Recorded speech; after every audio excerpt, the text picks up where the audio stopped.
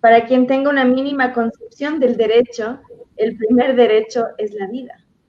Entonces, ¿quiénes son los verdaderos antiderechos? ¿Los que le quieren negar el primer derecho a una criatura inocente o quienes lo defendemos? Entonces, realmente estamos entrando en una era de la mentira frontal, del engaño total y de la contradicción constante. Y respecto a cómo yo empecé, quiero que los entusiasme muchísimo. ¿Por qué? Porque yo no siempre fui pro vida. Al contrario, yo, yo me crié en Estados Unidos y eso es algo muy importante, cómo la legalización conduce a la normalización. Yo empecé mi educación en educación pública del Estado y a mí me enseñaron que el aborto no solo era un derecho, sino un deber, porque es algo que las mujeres que nos precedieron conquistaron por nosotras. Entonces yo recuerdo tener 10 añitos y estar con mis amigas y decir no solo que abortaríamos, sino que lo íbamos a hacer, porque se nos enseñó que para desarrollarnos teníamos que sacrificar nuestra maternidad. Y si uno piensa en retrospectiva, ¿no? A los 10 años las niñas no deberían estar hablando de abortar ni siquiera de sexo, deberías estar jugando, deberías, ya eso te dice mucho, ¿no? Porque ya se está sexualizando desde una edad muy precoz a las niñas y eso a su vez es un tipo de abuso, porque no se está permitiendo desarrollar la infancia plenamente, sino que se está adoctrinando. Entonces, yo cuento justamente mi historia porque la considero muy esperanzadora, sobre todo para cuando, y también es importante para humanizar al otro, porque hay chicas o chicos también que entraron en estas ideas totalmente convencidos. Yo fui una de esas chicas y es importante saber que se puede salir con las ideas adecuadas y de la forma adecuada. Y eso también es una invitación constante a nosotros como Provida de cómo debemos ser en nuestro discurso, porque si somos súper odiosos y súper agresivos, la verdad, no vamos a atraer al otro. Y yo siempre digo, cuando yo uso mi pañuelo celeste, yo debo ser la mejor persona posible, la más generosa, la más caritativa, la más respetuosa, porque yo represento no solo a mí como individuo, sino a todo un movimiento. Y todo lo que yo haga representa a los pro vida. Y ser pro vida no se limita a ser antiaborto, sino querer que todos vivan mejor. Es justamente considerar la vida como sagrada y como tal, merecer vivirla en dignidad. En Cuba, por ejemplo, el aborto dejó al 50% de las mujeres que abortaron estériles.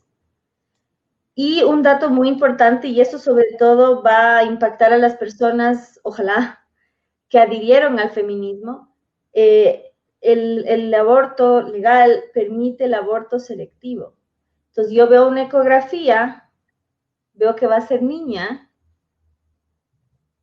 En China matan 800,000 niñas por año por ser niñas. La ONU calcula que hasta el año 2035 van a morir 150 millones de niñas por ser niñas.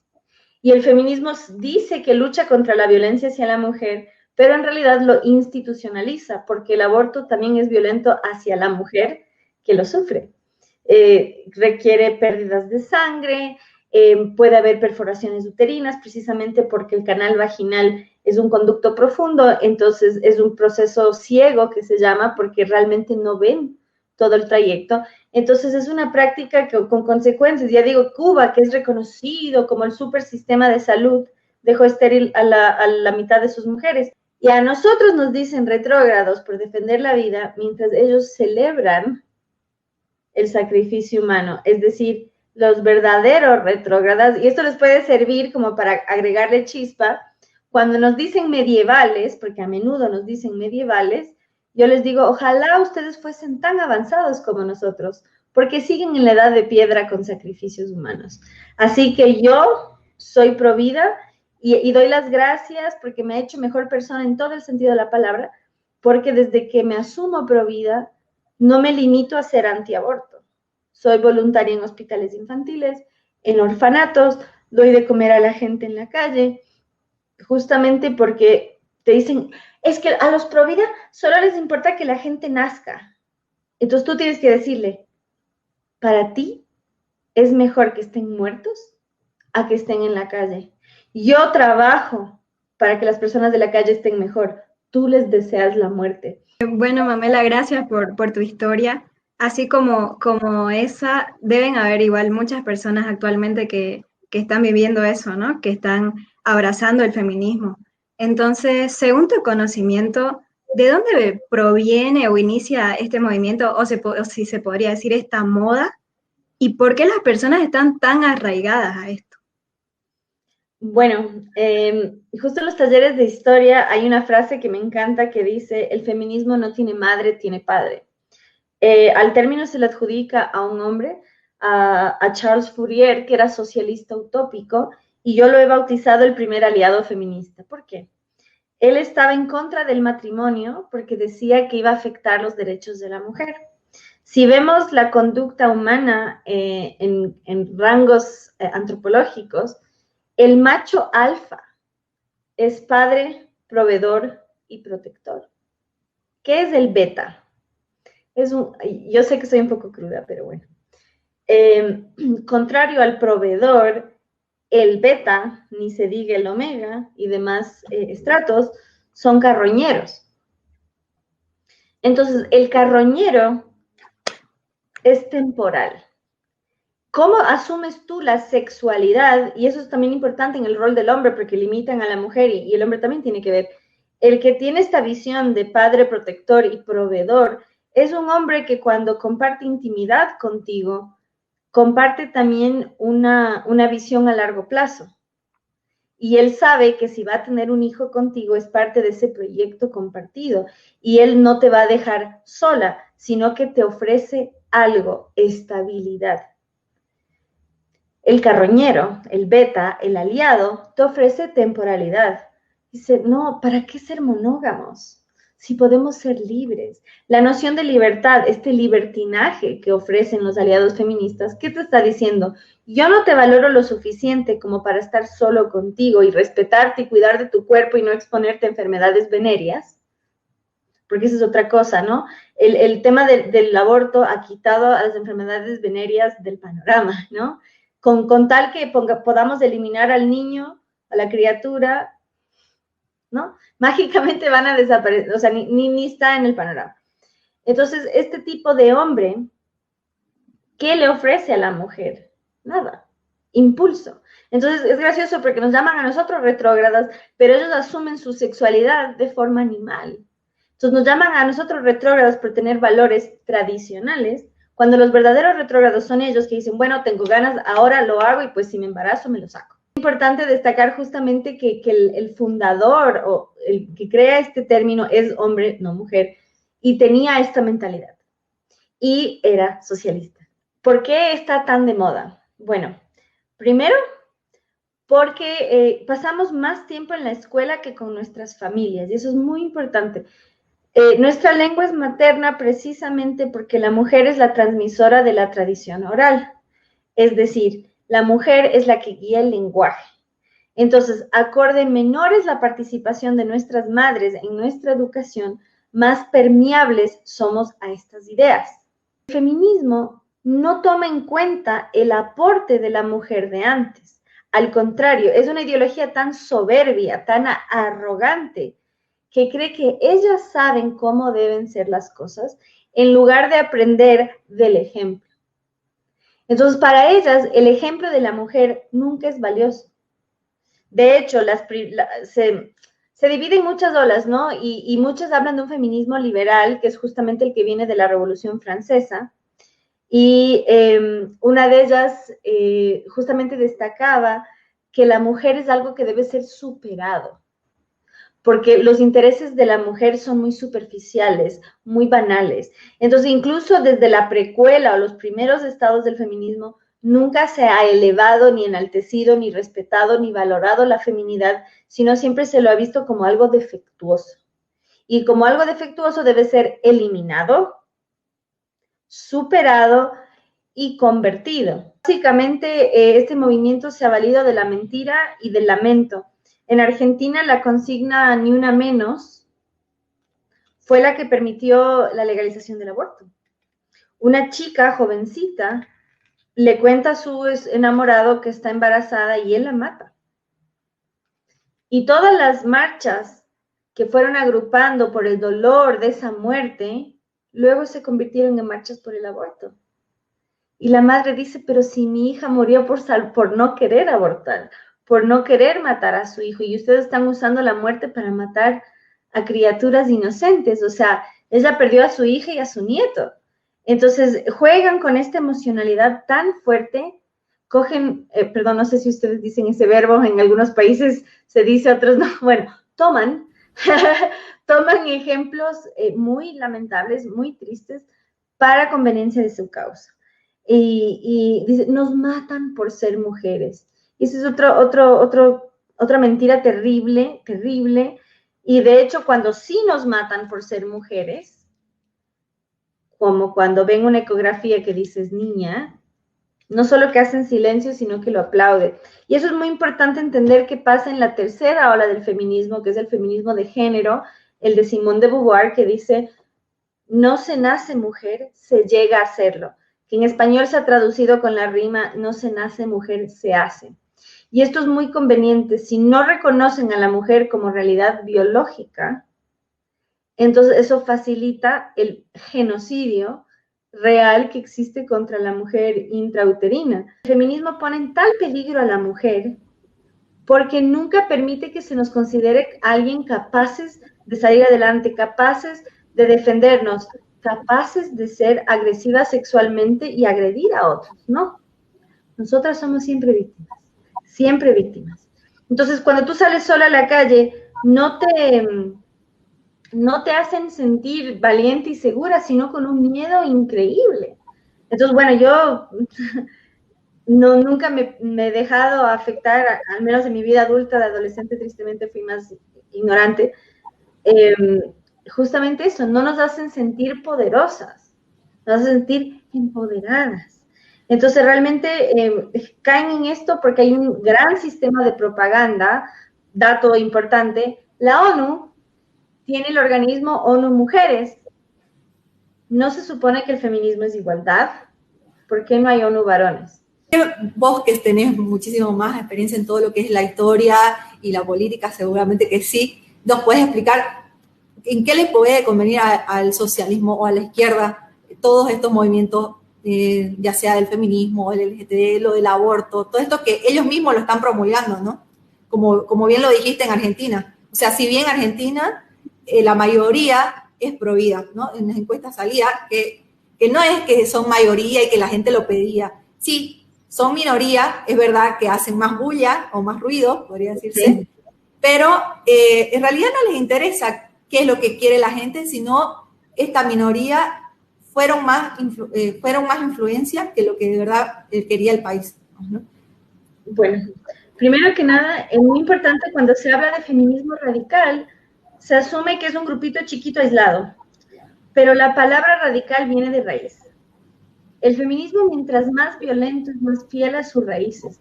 Lo que pasa es que ha tenido un aparato de propaganda tan fuerte que asumimos que el principio era bueno. Por supuesto, en cada país ha tenido distintas corrientes, pero en 1913, las feministas de primera ola quemaron la Catedral de Santa Caterina.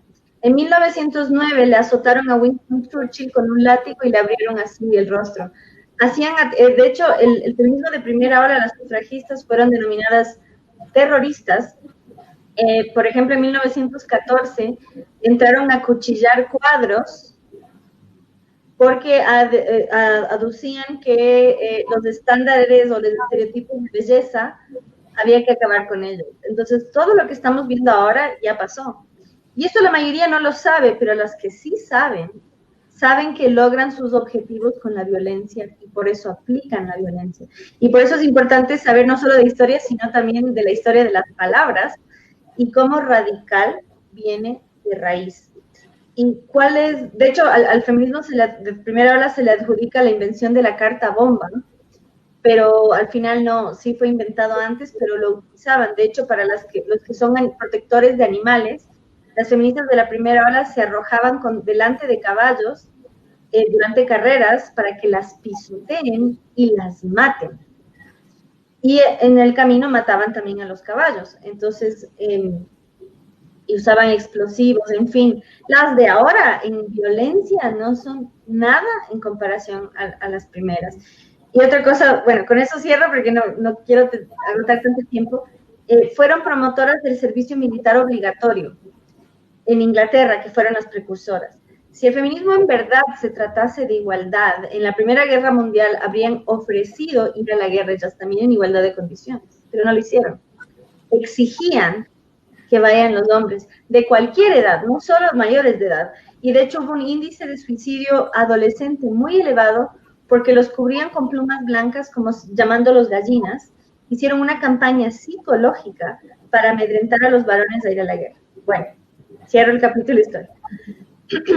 Y es tan importante para la clase política, en particular la izquierda, precisamente porque juega con esta lucha de clases entre pobres y ricos, ¿no? Que ha sido históricamente, pero ahora aplican lo que se llama la interseccionalidad o la transversalidad, que los grados de opresión se entrelazan. Es rico y pobre, hombre y mujer, blanco y negro, blanco y mestizo, blanco e indígena, dependiendo del país, ¿no? Hay distintas jerarquías. El machismo es un término inventado por el feminismo en la década de los 60 para adjudicar toda propiedad negativa a la masculinidad. Si yo a ti como mujer te digo PUTA, soy machista. Si yo como mujer soy agresiva y violenta contra una mujer, no puedo. Tengo que estar atravesado por el macho. Entonces, como dije al principio, el feminismo no permite reconocer a la mujer como capaz de actuar violentamente. Ella solo puede ser víctima. ¿Y qué pasa? Si yo adjudico todas las propiedades negativas a la masculinidad, entonces, para que el hombre sea una persona de bien, no debe ser macho. Entonces, eso tiene una funcionalidad muy importante, y respecto a tu anterior pregunta de la política, es muy, muy importante. ¿Por qué? Desde la antigua Grecia, el símbolo de la mujer es el espejo y la cruz, porque la mujer es la custodia de la moral y la belleza, y el hombre es el escudo y la espada, porque es defensor y protector. Pero viene esta ideología, 2000 y tantos años después, a decirnos no. Para que el hombre pueda vivir en sociedad, él no puede creer que es un protector. No, para eso tengo al Estado. Entonces, en lugar de propiciar una sociedad donde el hombre siente que debe proteger a la mujer, él debe ser pasivo. Entonces, ojo con la igualdad. Ojo con la igualdad. Debe haber igualdad ante la ley, pero no igualdad ante la sociedad, porque somos diferentes. Y una sociedad que te quiere igual niega tus diferencias y te impone conductas artificiales. Entonces, ¿cuál es la mejor forma? Pues la libertad. Y en esa libertad debemos ser tratados como iguales ante la ley. Pero, por ejemplo, tienes el feminicidio que dice, la vida de la mujer tiene un valor diferente que el varón. Y si una mujer mata a una mujer, no. Entonces, es muy peligroso tratar a la vida y a la muerte de las personas diferentes, y tratan a la vida de la persona antes de nacer como sin valor alguna. Entonces, yo creo que lo que podemos hacer es ver a nuestras madres, ver a nuestras abuelas, ver a las mujeres de antes y aprender de sus errores y de sus aciertos. ¿Qué permitieron que no debieron haber permitido? ¿Y qué hicieron bien que podemos replicar? ¿Por qué ver en un movimiento externo que nace en culturas muy diferentes a las nuestras y no ver qué hemos hecho bien? Ya les digo, nosotros tenemos la particularidad como hispanohablantes que tenemos madre patria. Nosotros tenemos tal valoración por lo femenino que algo que es netamente masculino en todo el mundo, nosotros tenemos complementario. Mientras todas las naciones fueron fundadas por varones, toda la hispanidad fue fundada bajo el reinado de una mujer. Entonces nosotros tenemos un legado de mujeres que no fueron empoderadas, sino que son poderosas. Entonces yo creo que abrazar nuestra historia, nuestro origen, es parte de un proceso sanador que hace que vivamos desde el amor, desde el orgullo, desde la pertenencia y desde las ganas de proteger a la descendencia. Porque si yo vengo desde el amor y desde la fuerza, yo voy a proteger y con ganas a la generación entrante. En cambio, el feminismo viene a decirnos, nosotros venimos de lo peor. Mira cómo eran, de hecho, casi que lo dijiste, o sea, ¿cómo eran antes? Eso es algo que debe ser superado. Aprendamos de los errores, absolutamente, pero no veamos a nuestros ancestros como algo de que, o sea, no sé, capaz cada uno tiene dramas familiares diferentes, pero en general quiero creer que venimos de una dinámica más o menos sana. Entonces, yo creo eso, o sea, avanzar es abrazar lo mejor del pasado y aprender de los errores. No creer que todo lo nuevo es bueno, ni creer que todo lo anterior es malo. Entonces, discernir, ¿no? Justamente no puede haber noción del bien y del mal si anulamos de raíz todo lo anterior. Entonces, en ese sentido, yo creo que debemos ser agradecidos de vivir la realidad en la que vivimos, de tener una libertad única, una prosperidad única, la conectividad que tenemos, estamos a miles de kilómetros de distancia. Y, o sea, yo creo que está ahí, igualdad ante la ley, no mediante la ley, no asumir que todo lo masculino es bueno y a eso debemos aspirar, ni tampoco creer que todo lo inherente a la masculinidad es violento, porque es paradójico, pues nos presenta esas dos cosas. Queremos ser como los hombres, pero los hombres son lo peor. Entonces, pues digo, el feminismo no valora la feminidad, nuestra intuición, nuestro multitasking, porque nosotras podemos hacer 20 cosas a la vez. El hombre dice, principio, fin, problema, solución. Que nos ayuda también, porque yo, es que estoy haciendo eso, es que tengo que hacer esto, y ¿qué tal si haces esto? Entonces, esa complementariedad entre lo masculino y lo femenino es maravilloso, es maravilloso. Entonces, seamos, yo creo, por eso yo siempre digo femenina sí, feminista no, porque yo creo que la mujer tiene esa capacidad de gestar, que es no solo 9 meses en la panza, sino esa capacidad de crear, esa capacidad de dar amor, que se puede canalizar hacia una criatura, pero también es un amor más grande y más amplio. Entonces, en lugar de antagonizar con el que nos ayuda a crear la vida, entendamos que justamente la unión entre ambos es lo que produce la vida, lo que crea el futuro. Entonces, no permitamos que una ideología que nos hace odiar de dónde venimos, que nos hace tan débiles que creemos que una criatura así nos puede arruinar la vida. ¿De qué empoderamiento están hablando? Entonces, bueno, ya me callo diciendo esto.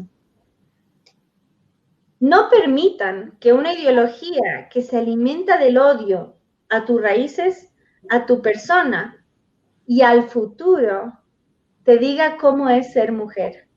Haz un sinceramiento tú y di, ¿cómo me siento bien? ¿Cómo me siento más fluida? ¿Cómo me siento más cómoda? ¿Y cómo me siento más natural? Lo mismo los varones. No permitan que un montón de tipas que envidian no haber nacido varón y paradójicamente odian ser varón, o sea, son personas que viven desde el odio, les digan cómo deben ser. Nos despedimos entonces. Un placer conocerte, Mamela. Esperemos que no sea la última vez. Con mucho gusto y a la orden.